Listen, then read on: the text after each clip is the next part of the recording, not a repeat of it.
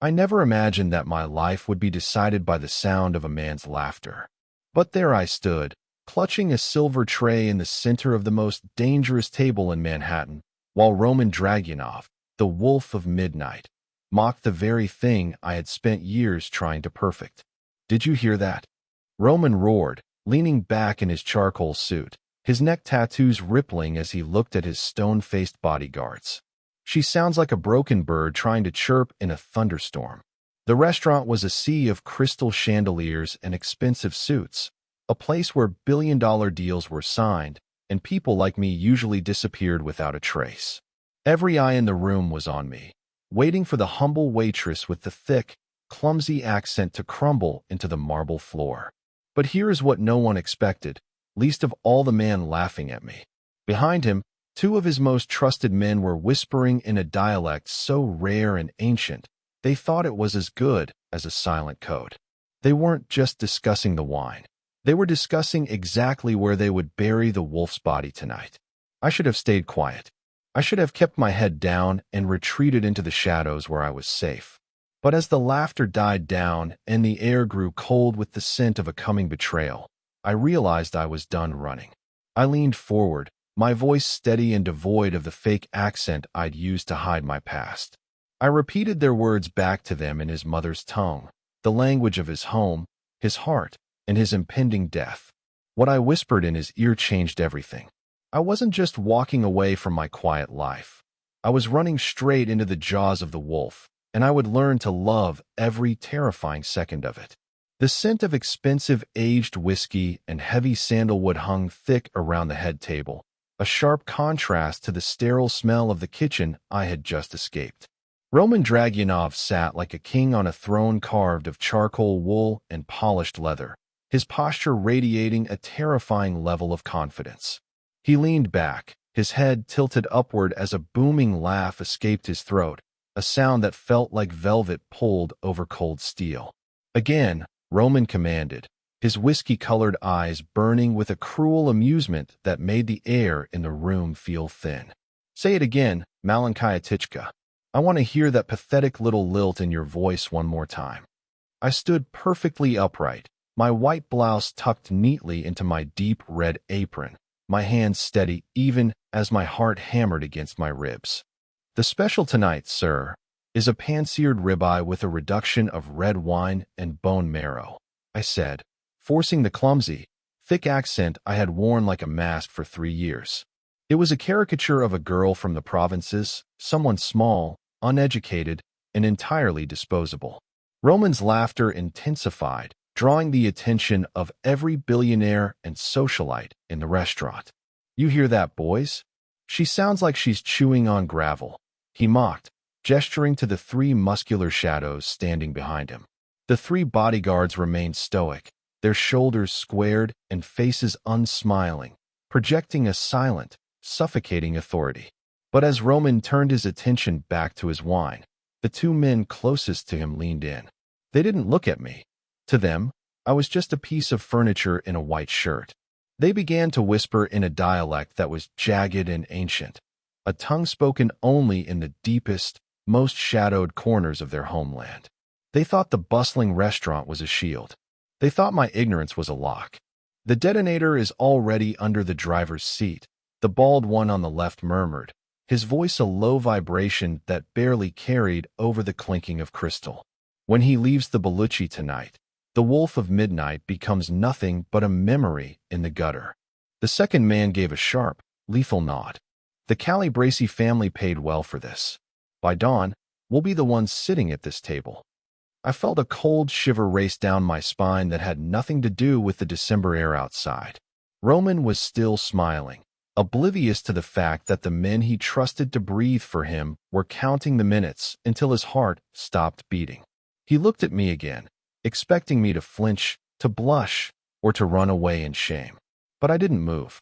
I watched the way the firelight danced across his sharp jaw and the tattoos creeping up his neck, realizing that the only thing more dangerous than the men behind him was the truth I was currently holding behind my teeth. I wasn't just a waitress with a broken accent. I was the only person in this room who could hear the ticking of the clock. The silver tray felt like a lead weight in my hands as the bald bodyguard's words echoed in my mind. A detonator. Under the driver's seat. My breath hitched, but I kept my face a mask of porcelain indifference. Roman was still grinning, his head tilted back in that arrogant, predatory way, waiting for me to wither under his gaze. He didn't know that in less than an hour, his charcoal suit would be his shroud. I looked at the men behind him, the traitors wearing the wolf's colors. They were already moving on, their eyes scanning the room with a cold, professional detachment, confident that their secret was safe in a language no accented waitress could ever hope to understand. My fingers loosened. The crash of the silver tray hitting the marble floor was like a gunshot. Red wine splattered across the white linen and the hem of my apron, looking disturbingly like blood. The entire restaurant fell into a suffocating silence. Roman's laughter died instantly, replaced by a sharp, dangerous focus. He didn't move, but the air around him darkened. "You're clumsy, Tichka," he murmured, his voice dropping to a lethal octave. "I don't like clumsy things in my sight." One of the bodyguards moved forward, his hand reaching for my shoulder to drag me away, but I didn't flinch. I didn't look at Roman. I looked directly at the two men who had just plotted his murder. "The driver's seat is a bad place for a detonator," I said. I didn't use the fake, stumbling accent. I didn't speak English. The words came out in perfect, melodic Russian, the high-born dialect of the northern provinces, the tongue of Roman's own mother. It was a language of ice and poetry, and it cut through the room like a blade. "If the Wolf of Midnight becomes a memory in the gutter tonight," I continued in the same chillingly fluent tongue, "who will be left to pay the Calabresi family their silver?" The reaction was instantaneous. The two bodyguards froze, their faces drained of color as they stared at me as if I were a ghost. The third guard, the one who had remained silent, immediately reached for the weapon beneath his jacket, sensing the shift in the atmosphere. Roman Dragunov didn't blink. He slowly stood up, his massive frame casting a shadow that seemed to swallow the table.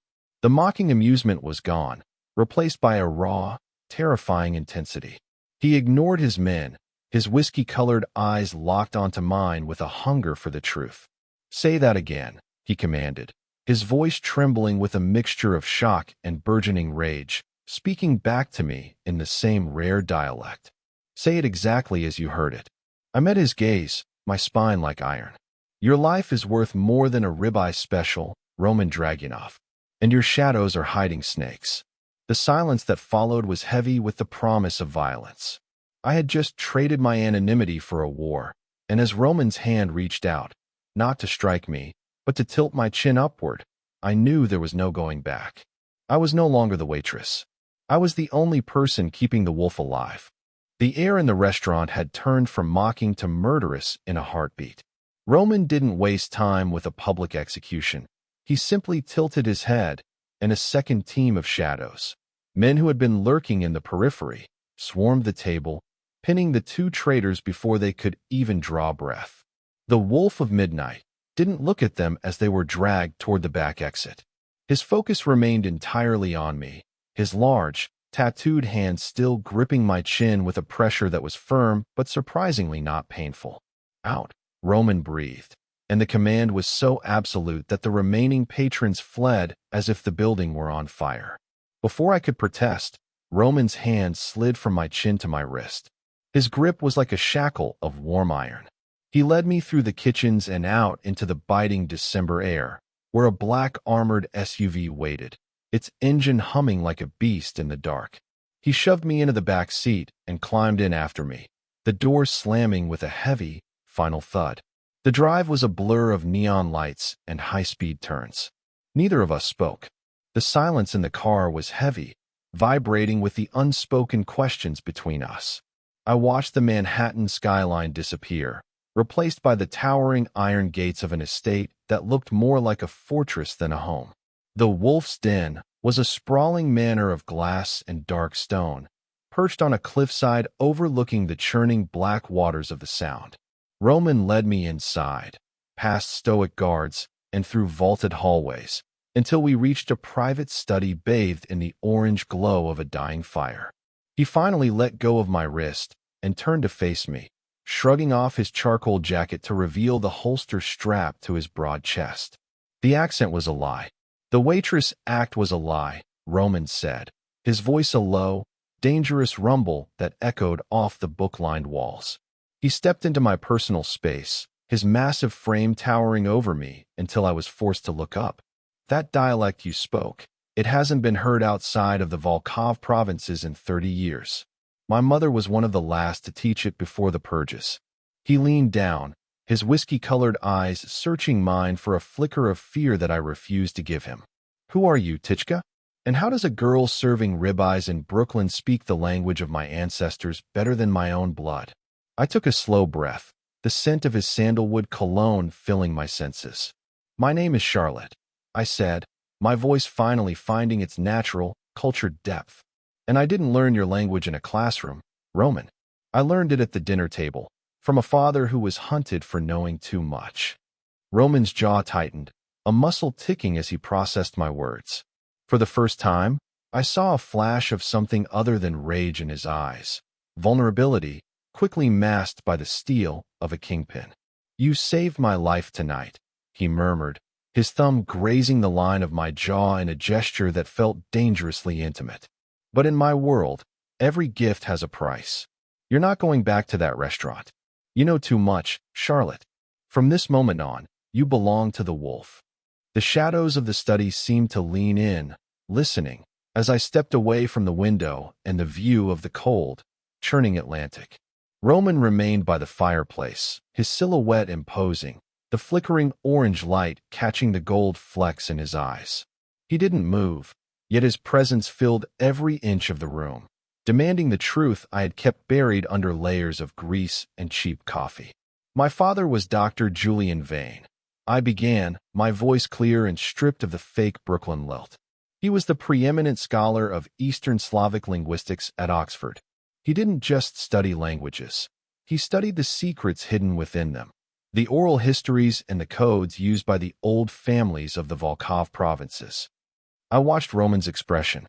He knew the name. My father had been a man who could hear a single sentence and identify not just a man's home, but his lineage and his loyalties. To men like Roman, that kind of knowledge was either a weapon or a death warrant. 5 years ago, he was approached by a group that wanted him to translate a series of encrypted ledgers. I continued, tracing the spine of an old book on Roman's shelf. He realized too late that they weren't just business records. They were the blueprints for a coup, a map of every shadow organization from Moscow to Manhattan. When he refused to finish the work, they didn't just fire him. They erased him. The memory of that final night in London flashed behind my eyes. The smell of smoke, the sound of breaking glass, and my father's frantic voice telling me to run. He taught me everything he knew.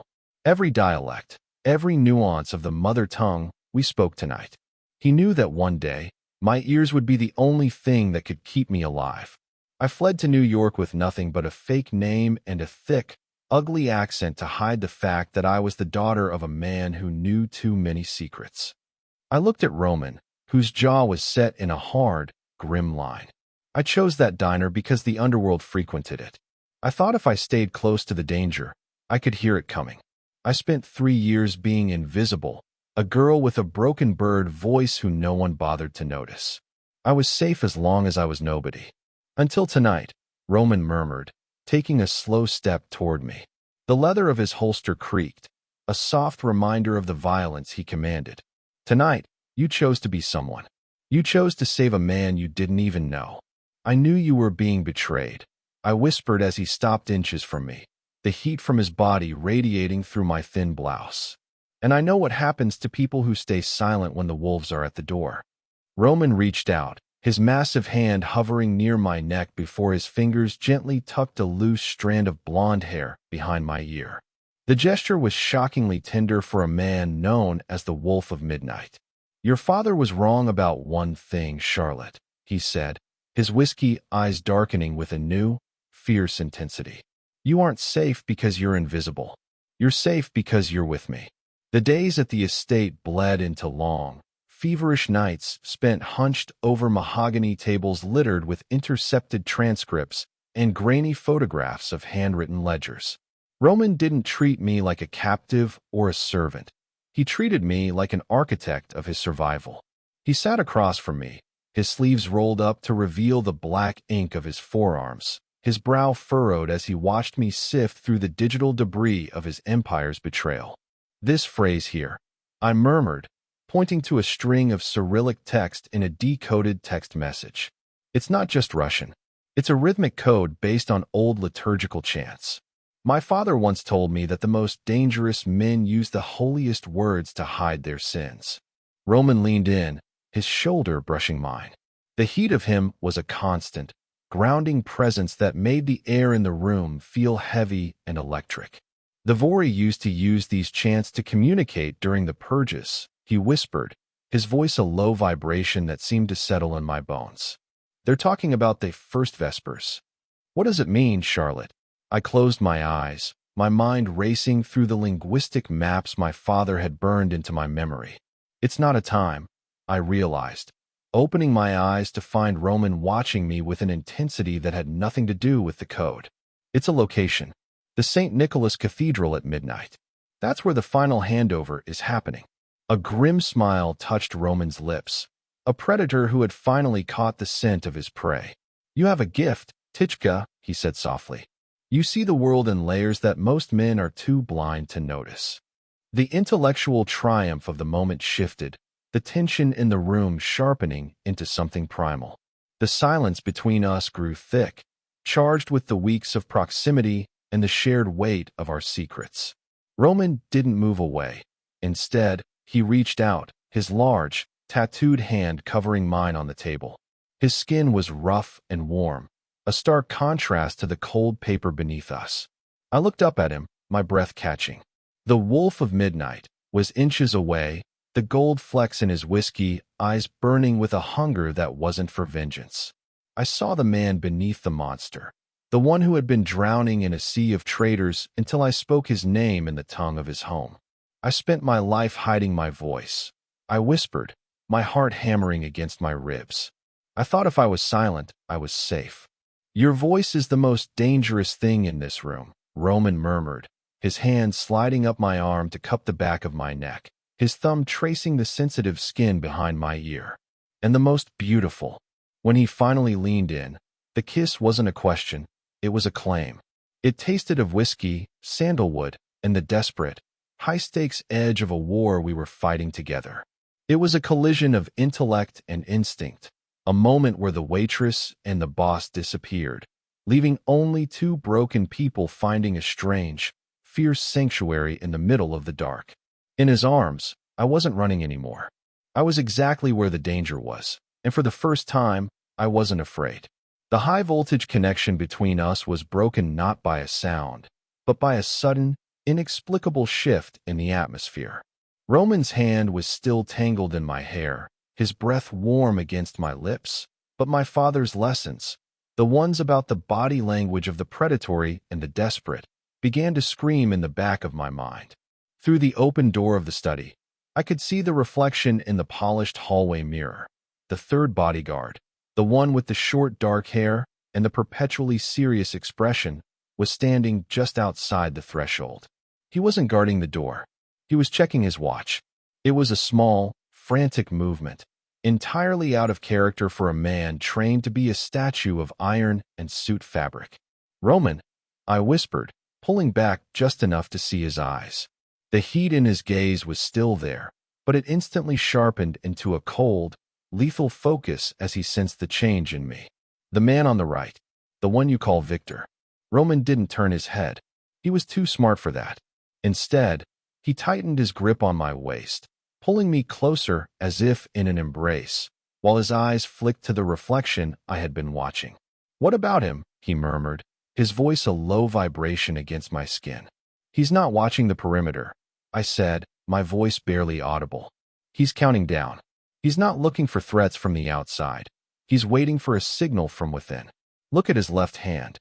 In the mirror's edge, I saw Victor's fingers twitching in a rhythmic, repetitive pattern against the seam of his trousers.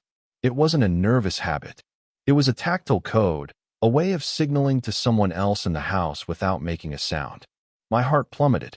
The betrayal didn't end with the two men at the restaurant. It had reached the very heart of the wolf's den.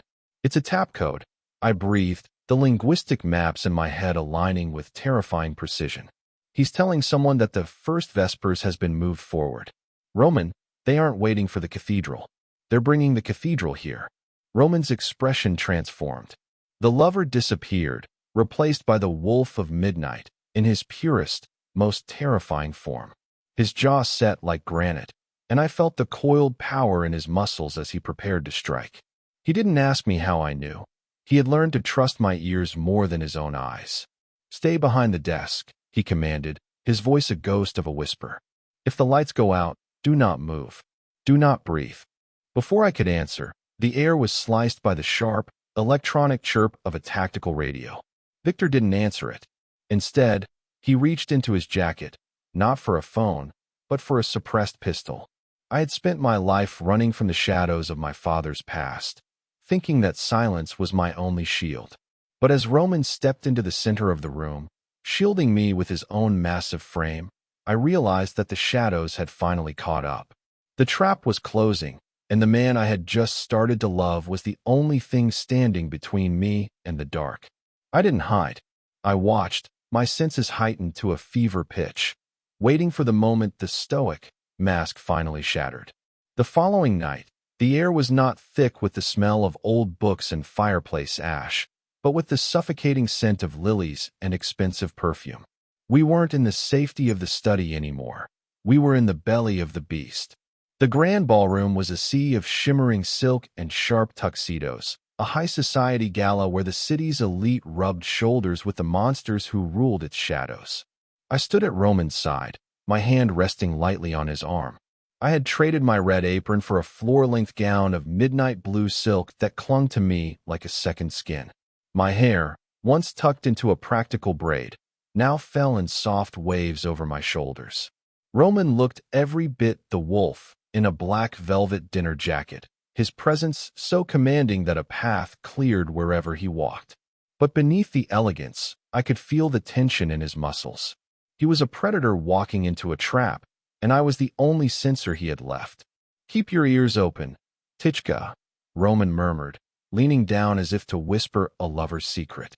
"The man who bought Victor is in this room. He's the one who orchestrated the first Vespers. I need a name."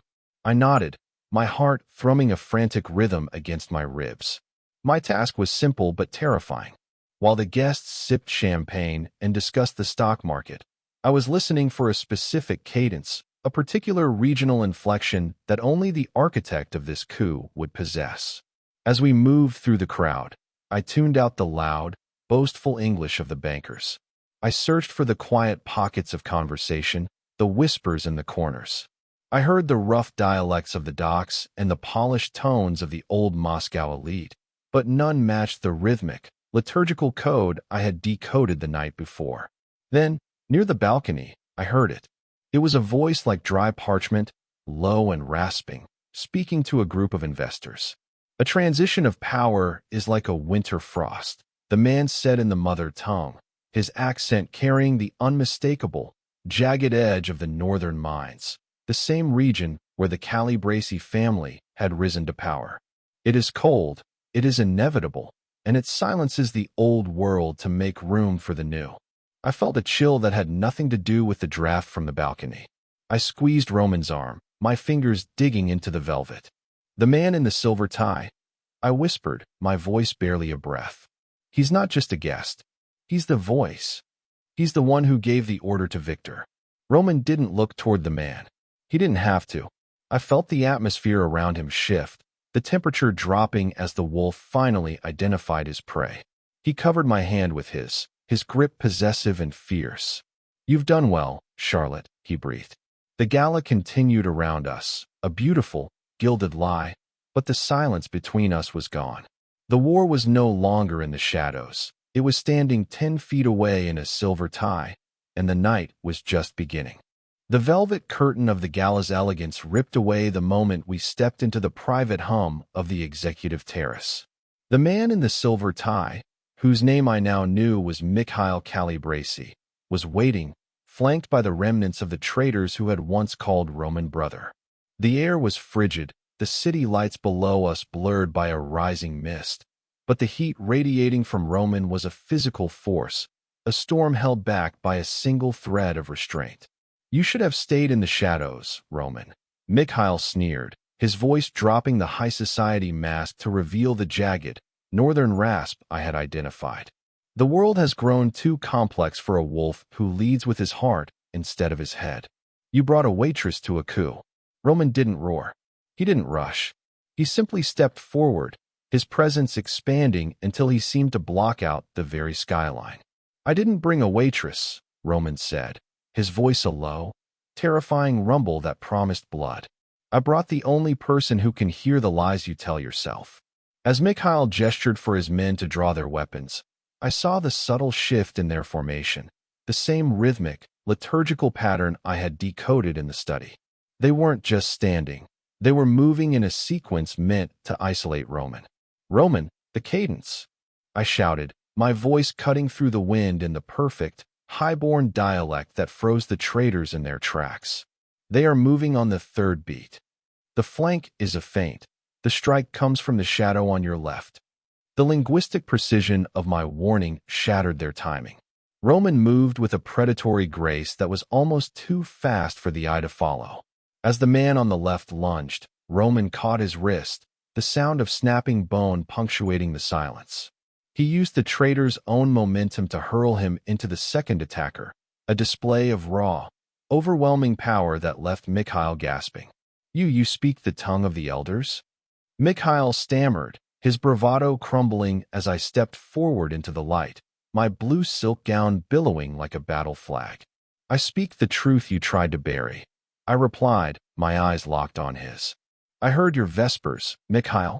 I heard the price you put on the wolf's head. And I heard the fear in your voice the moment you realized you were being watched." In the chaos of the next few seconds, Roman was a blur of charcoal and steel. He dismantled the remaining guards with a cold, surgical efficiency, leaving only Mikhail standing, trembling against the marble railing. Roman didn't kill him.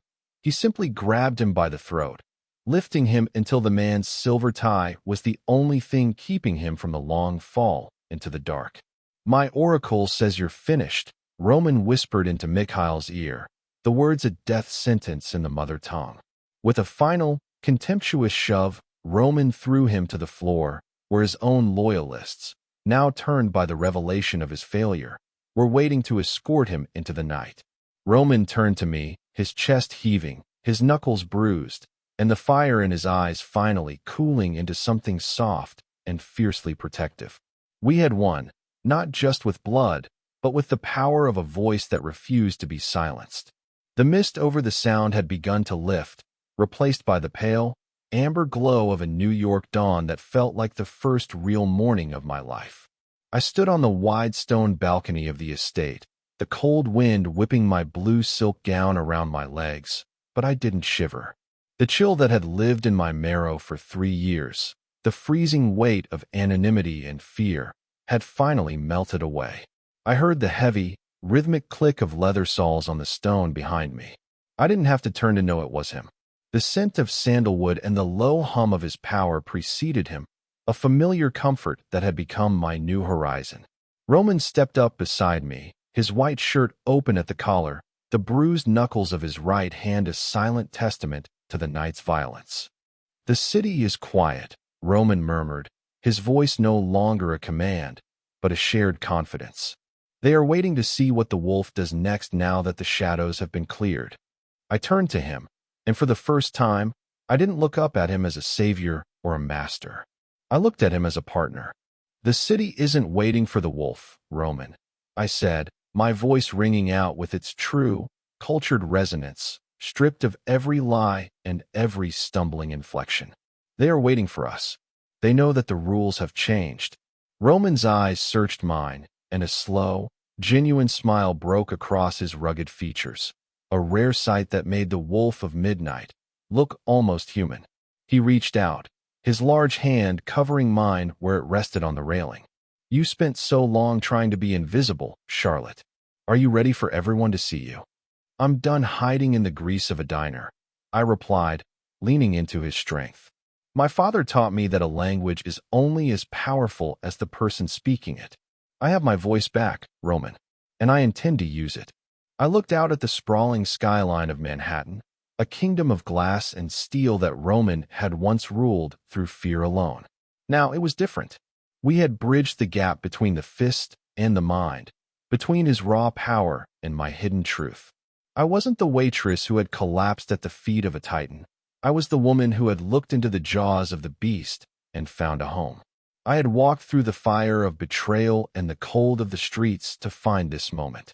I had lost my name, my father, and my safety, only to find them all again in the arms of the most dangerous man in the city. As Roman pulled me into his embrace, his chin resting against my hair, I knew the whispers in the dark would never scare me again.